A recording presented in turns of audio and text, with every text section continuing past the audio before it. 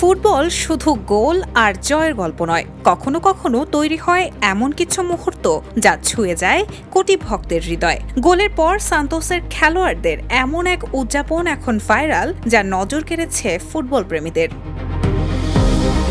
Viral হওয়া ভিডিওতে দেখা যায় গোল করার পর সান্তোসের এক খেলোয়াড় হাঁটু গেড়ে বসে পড়েন।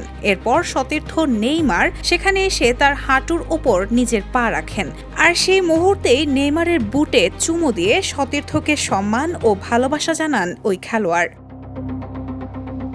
মুহূর্তেই নেইমার সহ দলের বাকি খেলোয়াড়রা তাকে ঘিরে ধরেন। তৈরি হয় আবেগঘন এক উদযাপনের দৃশ্য।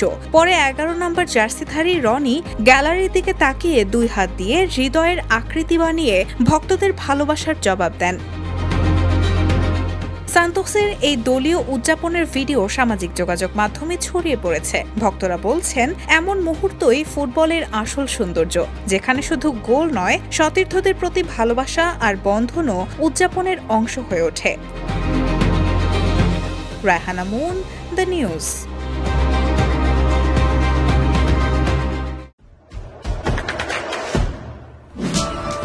দেশে দেশে সবার সাথে, দ্য নিউজ।